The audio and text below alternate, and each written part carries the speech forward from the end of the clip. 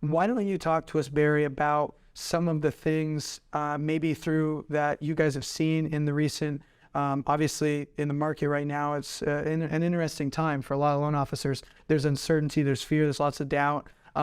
And I think more than anything, they could use kind of a North Star. They could use a guiding light into what should I be doing? How should I be growing?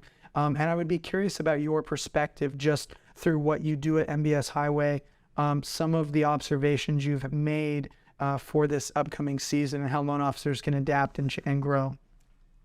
I think that we all have to take responsibility to be the CEO of our own business, the CEO of our own life. Right. And imagine a big company with a very successful CEO. You have to be prudent, but you wouldn't cut all marketing, would you? You wouldn't not invest, would you? And investment comes in the way of time, improvement, but also in building and investing in tools, investing in resources.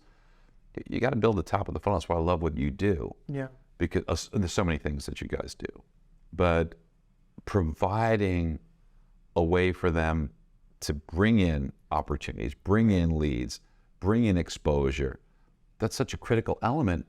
And yet it's curious to me why people don't see that, you know? So I admire what you do and so many people that I talk to that you help to such a great degree.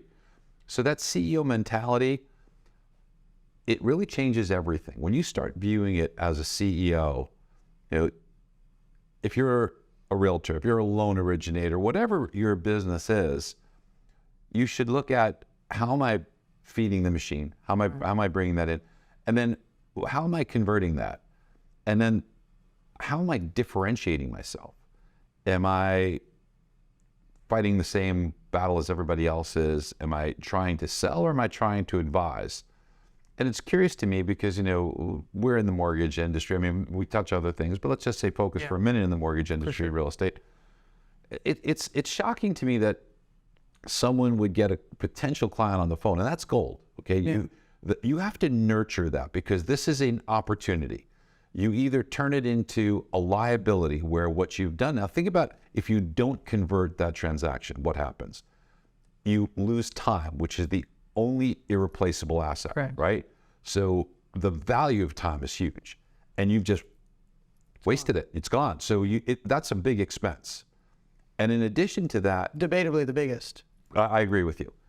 And then in addition to that, think about what starts to happen with the source of that referral. If it were, let's just say, a real estate agent, okay, or a previous client. If they send someone to you and you don't convert it, they're going to only do that for so long. Right. Okay. It just, because if you don't convert it, it's a bad reflection on them by sending it to you. Well, and they risk now they could lose the deal because the time has gone by, the balls drop, the person goes, I'll just stay renting. Yes. Or they just choose someone else. Right. So they choose another person who's a competitor.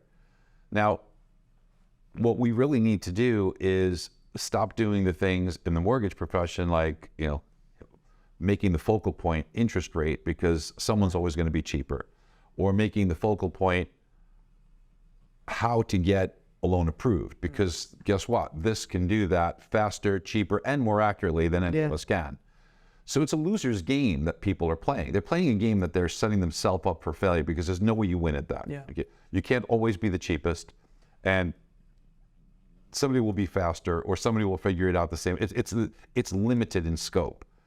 But if you transition into insights and advice, and believe me, there's a huge difference between knowledge and wisdom. Sure. If you can impart wisdom, people pay for that. People pay more for that. So I think what we need to do is make an enormous investment as a CEO in our brain. Imagine a software company or a biotech company that says, we're going to cut R&D, no research and development. How long are you going to be around for? Because somebody's going to pass you up, right? We're going to cut marketing. Well, okay, you could have a great product, but then who knows that you do, okay? And then the people around you, your team, because that's what really makes the magic happen.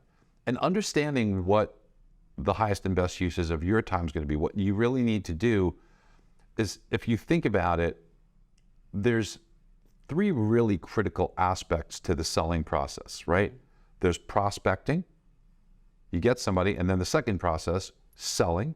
Right. And then the third process, which is a follow-up, or it could be maintenance or post-transaction, okay? So maintenance during or post-transaction. There's only one place in that process you make money, only one. There's only one place you make money, and that's the actual selling. Correct. Now, and when I say selling, that's the interaction with the customer to show them the opportunity of working with you. You're not trying to sell them something that doesn't fit for them, okay? You're really advising in the sales process.